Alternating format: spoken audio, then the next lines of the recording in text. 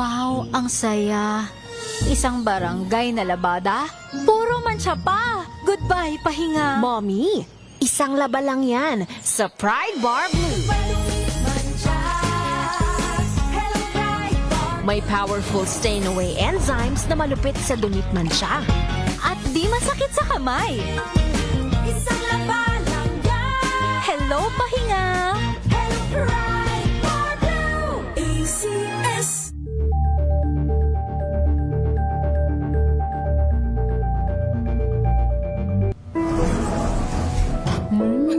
Amoy forever. Amoy LQ. Amoy New Kalat Berry Blooms. Amoy kalat, amoy good vibes.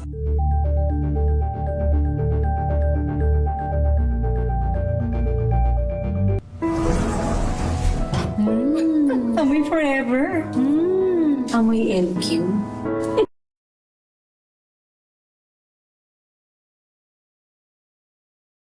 Amoy kalat, amoy good vibes.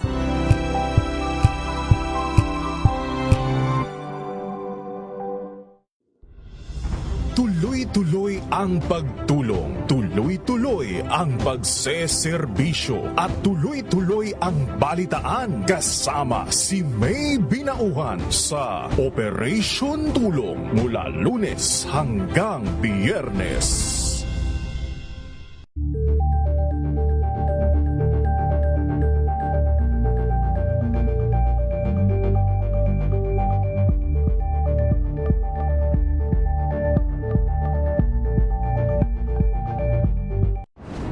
Kung good vibes ang hanap mo, dito ka na sa sigurado.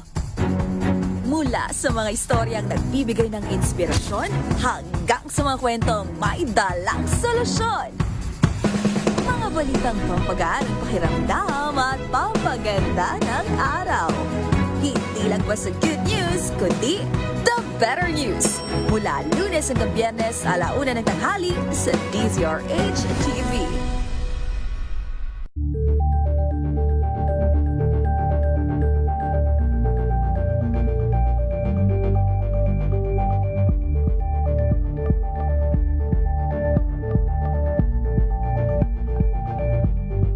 We've got you covered. From the hottest hits, exclusive interviews, kilig to the bones fan meet experience, and hataw performances of your favorite stars.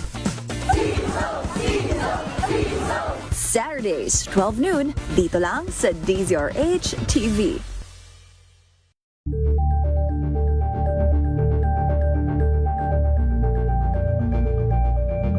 Maagang balitaan, maagang usapan sa mga issue at balita kasama si Kuya Angelo Palmones sa Magandang Umaga Pilipinas mula Lunes hanggang Biyernes.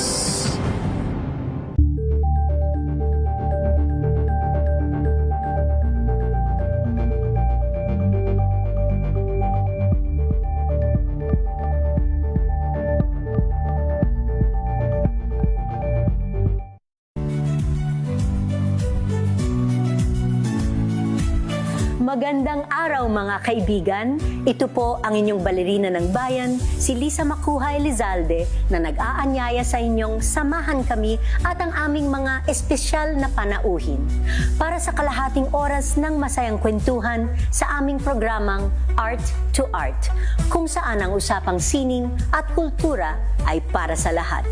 Huwag kaliligtaan, tuwing linggo, 3:30 ng hapon, dito lamang sa DZRH Radio, DZRH TV, at via online streaming. 3:42 na po ng hapon.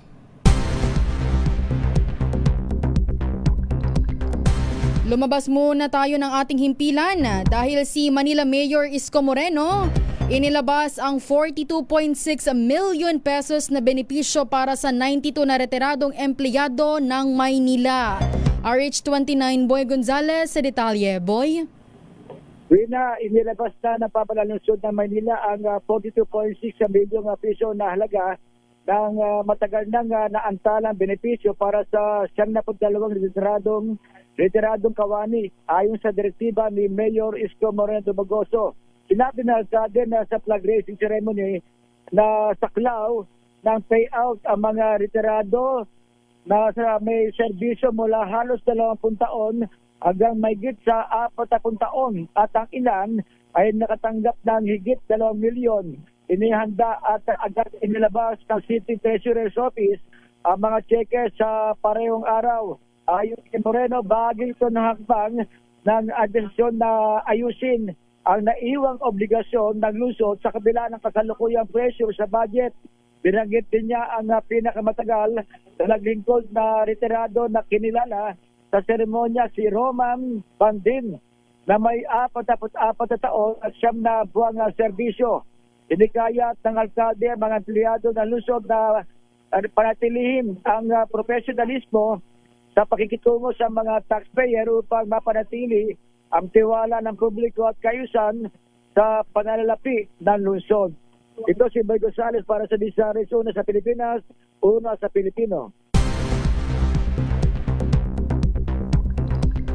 Maraming salamat, Boy Gonzales. Samantala, muli namang naobserbahan ang pagdaloy ng pyroclastic density current o uson sa Bulkang Mayon pasado hating gabi kagabi. Ayon sa PHIVOLCS, dumaloy ang uson sa Basud Gully alauna 1:19 ng madaling araw kanina. Sa kabuuang datos, patuloy ang pagbuga ng lava dome at lava flow sa bulkan.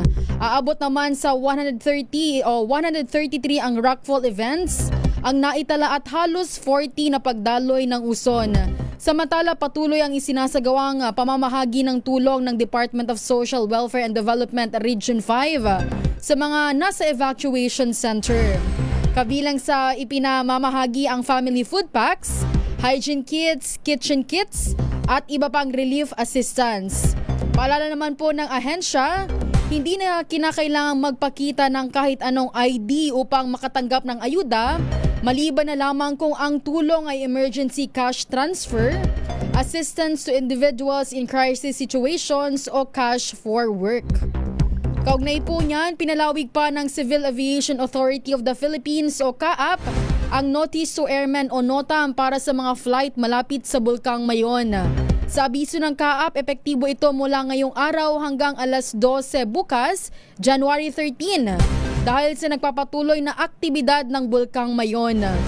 Dahil po dito, kansilado ang ilang flight na papunta at pabalik o balikan patungong Manila, Cebu, Daraga at Albay.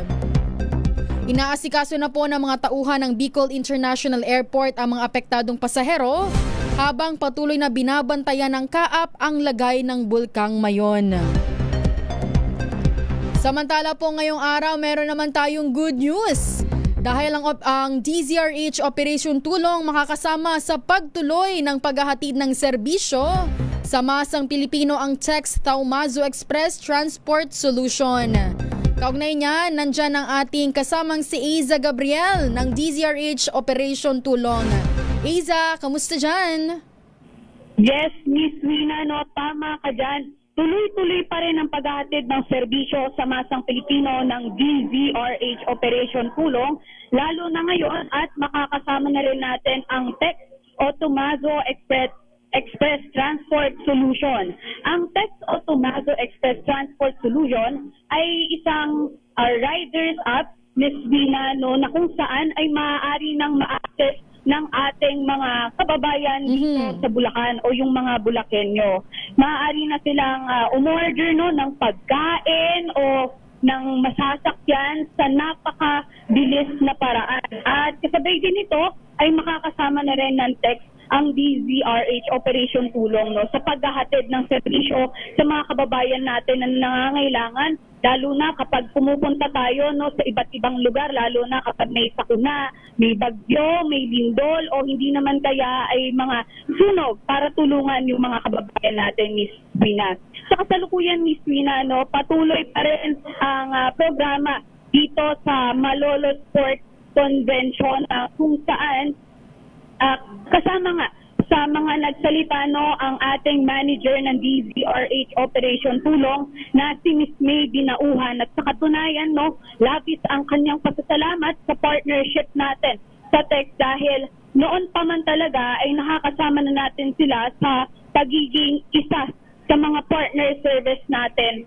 Lalo na nung nagpunta tayo sa Cebu at Masbate para maghatid ng tulong sa mga kababayan natin na sinalanta doon ng bagyo at lindol. Eiza, ulitin ko lang. Itong ating text o Tomazo Express Transport Solution, ito ay parang pwede kang magpa-deliver. Tama ka dyan, Miss Wina. Pwede kang magpa-deliver ng pagkain o hindi naman kaya kailangan mo ng masasakyan. Pwede mo rin gamitin itong app na ito, Miss Wina. Kung makikita nyo ngayon dyan sa TV, sa ating screen, pink ko pina-flash dyan ngayon yung ating materials na ipadala, na ipinadala, ay maaari na itong i-download ng ating mga kababayan dito sa Bulacan. So sa panimula ay ito ay ilo-launch muna dito sa lalawigan ng Bulacan para sa mga Bulakenyo at kinalaunan layon ng CEO at ng founder ng TEX o Tomazo Express Transport Solution na mapalawig ang naturang application at mapakinabangan na ng bawat Pilipino. Kasi Miss Wina, alam mo, habang nakikinig tayo kanina sa mensahe ng CEO at founder na ito na si Miss Rosalie Pañares, at talaga namang hindi lang basta makikinabang yung mga tao na kailangan ng pagkain, mga tao na kailangang masasakyan. Kung hindi,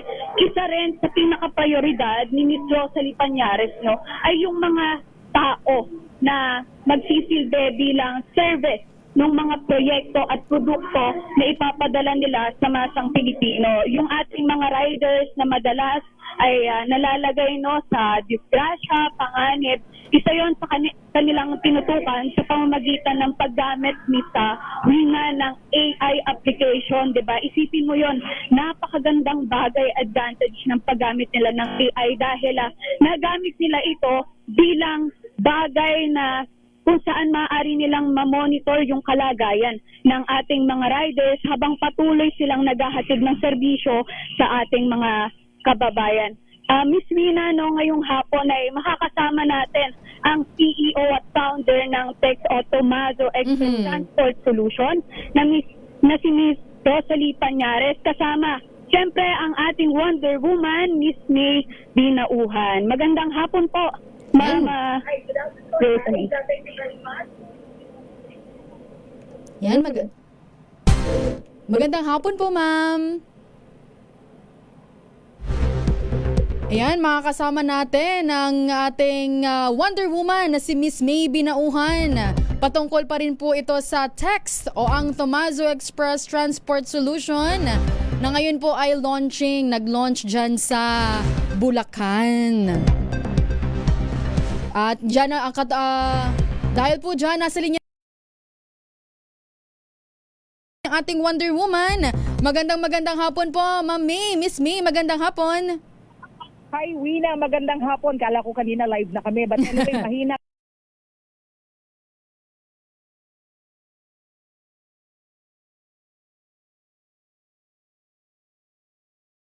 Rito sa Malolos City, sa lalawigan ng Bulacan, live dahil ito'y isang malaking partnership ng DZRH Operation Tulong. Pero syempre, isa pa ring advocacy-driven, na talaga namang para sa ating mga kababayan. This time, makakasama natin at nakakasama na natin pagdating sa paghahatid ng serbisyo. Remember yung kanilang mga trucks nung tayo naghahatid ng mga relief goods, relief mission operation sa mga sinalanta ng bagyo kamakailan last year. But this time, kasama na natin sila ang Tomazo Express Transport Solution o TEX. So malaman natin ano ang TEX ngayong araw na ito na talaga namang formally ay no-launch sa pamagitan ng kanilang CEO, walang iba kundi si Ma'am Rosalie Pañares. Dahil hindi na siya iba, nakakasama na natin siya pagdating sa public service. Ma'am Rose, magandang hapon, live tayo sa public service hour. This time, narito tayo.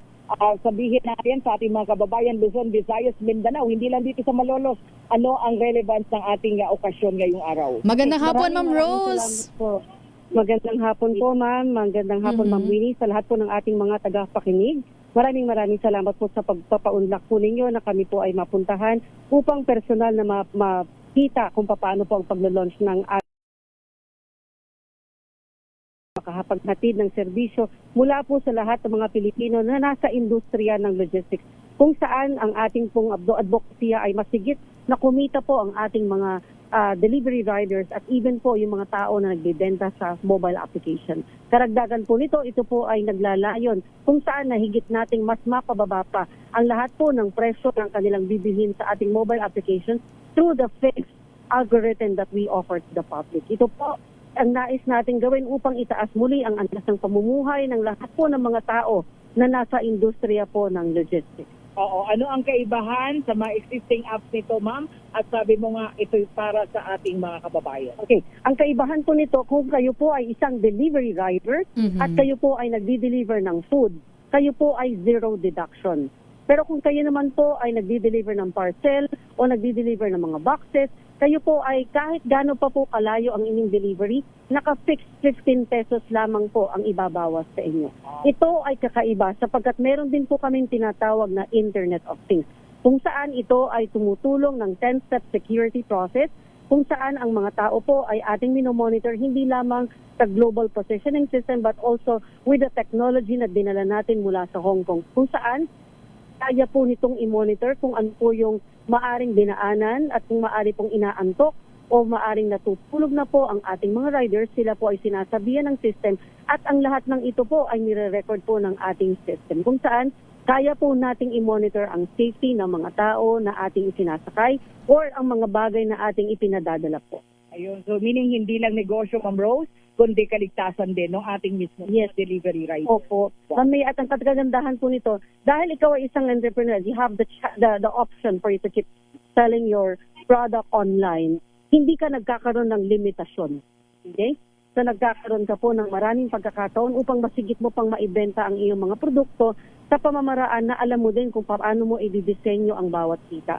Kasi hindi ka naka-buy the percentage. Rather, ito po ay naka-fixed 15 pesos kahit gaano pa po kamahal ang inyong binibenta mga produkto kung saan makakapag-offer ka ng higit na mas mababang presyo sa mga mamimili. At dahil tayo po ay nag-formally launching na, Ma'am Rose, kailan ang effectivity ng serbisyo nito? Opo. Mula po sa araw na ito, mula sa ating paglo-launch, ito po ay aming tatagpusin na mairehistro po ang aming 37,000 merchants. Ma-activate pa po natin ang current sign-up na 5,200 riders.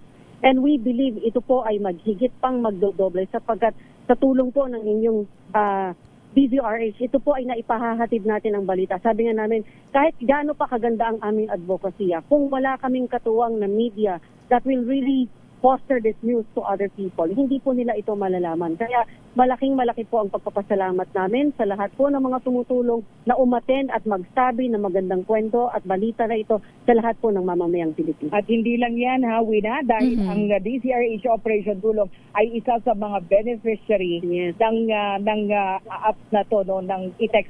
Ano nga yung sinasabi ninyo para sa lahat pag i-text mo na yan? Opo. At ito po, ang magandang balita po ito po ay magiging long-term kapagtutulungan po ng DZRH Operation Tulong na kung saan sinabi namin kanina na ang 1%, 1/3 of that income napupunta po sa Operation Tulong. Wow. Kung saan ito ay naglalayong hindi man kami nagkaroon ng pagkakataon na makatulong para sa mga operasyon na ginagawa ng ating programa ni Miss May Binauhan. Kami po ay tutulong sa back-end po nila.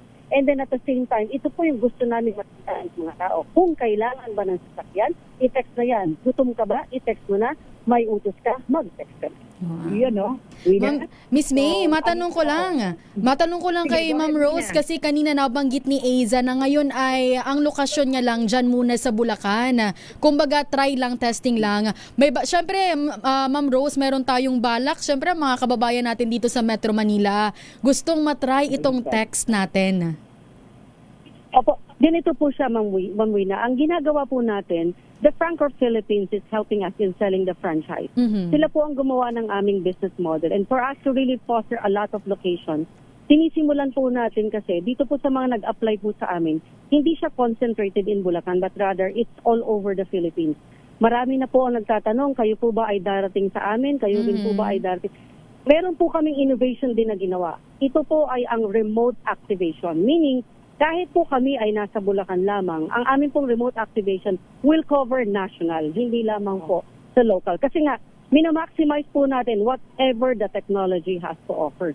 Kung nauso po ang mga Zoom meeting noon sa mga offices, how much more in activating the riders. Pero ang kaibahan lamang po, kung ano po ang inyong inirehistrong address, doon din po kami diretsong magpapadala ng inyong identification card, ang inyong pong uniforme kung saan ninyo inirehistro ang inyong identity. Upang sa gayon, masigurado po namin kayo po talaga ay nakatira sa lugar na inyo pong inire-report sa text. Ayun, kasi katulad ko, Ma'am Rose, ako po ay gumagamit ng ating mga ride-hailing app. Malaking tulong po ito sa amin, lalo na sa mga kababayan natin na nahihirapan hanggang sa ngayon mag-book ng ride-hailing app. Opo. Yes, ma'am. At ang kagandahan po niyan, kapag ka dumating po yung aming license with the LTFRB TNC, ito po ay magagamit na rin po namin ang aming mototaxi function. Kung saan, kahit po gaano kalayo ang delivery, hindi na po kayo makukonsensya magkano na lang matitira sa rider. Ito po, alam nyo kaagad, kung nagbayad ka ng 200, 15 pesos lang po ang nawala sa kanya. Kung nagbayad ka ng 1,000 para sa delivery po ng inyong isang H100, alam mo, 15 pesos pa rin po ang nawala. Ayun. Yan. Maraming salamat po, Ma'am Rose. Maraming salamat, Miss May Bidauhan. Oo, saglit lang, Ma'am Rose, bago natin sa pakawalan, message para po sa ating mga kababayan na mag-aabang at nag-aabang na po.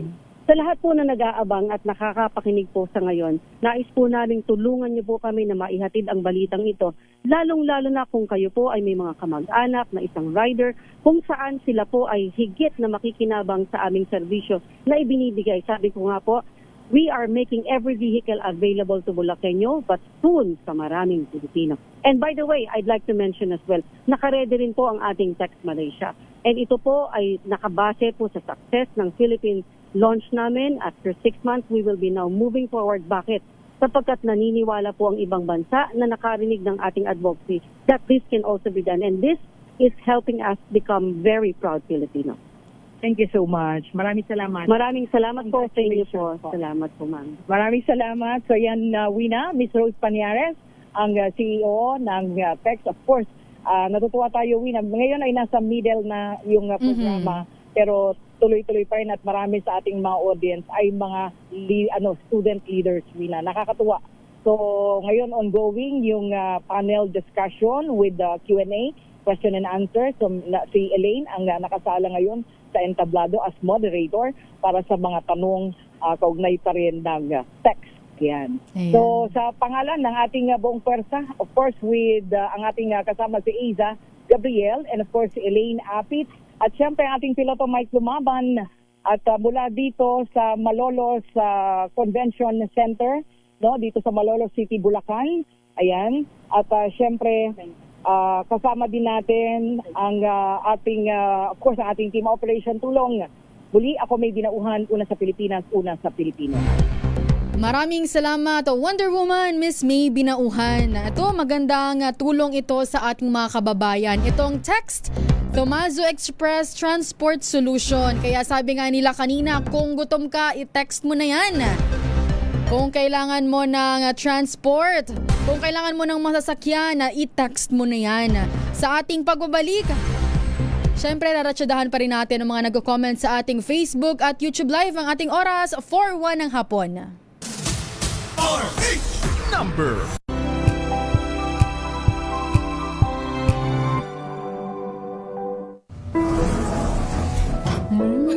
Amoy forever. Amoy LQ. Amoy New Kalat Berry Blooms. Amoy kalat, amoy good vibes.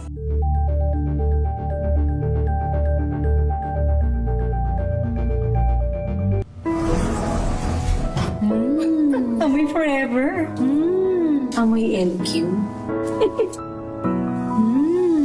Amoy New Kalat Berry Blooms. Amoy kalat, amoy good vibes.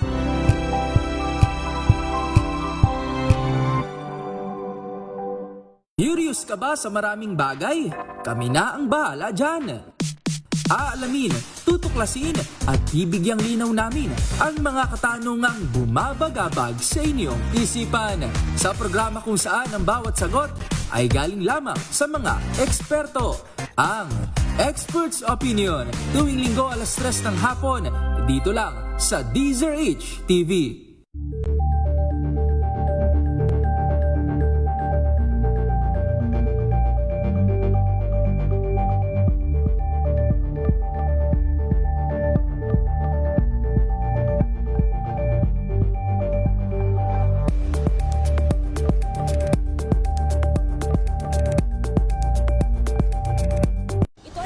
Naitalang 17 individual na ang kanilang naaresto. Ng Metro Manila Development Authority o MMDA ang No Contact Apprehension Policy o NCAP sa Metro Manila. Sa ang ilang mga dokumento ay peke. Hindi rin legal ang employment na ipinangako sa kanila. Sa mata ng batas, mananagot ang sangkot at may sala. Dahil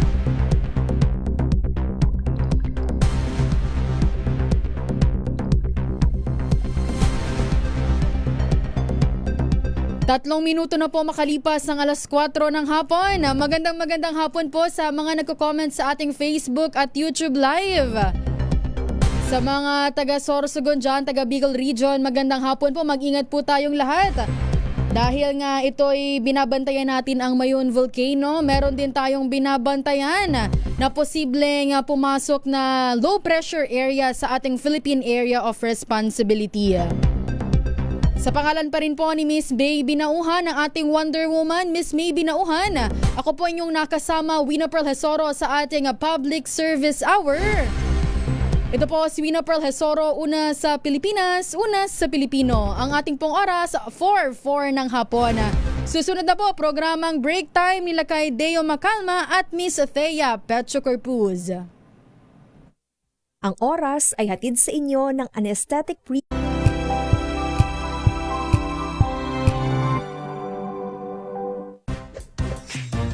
Ang galing-galing mo, Smart dishwashing paste ko, Pritong ulam na masebo, plano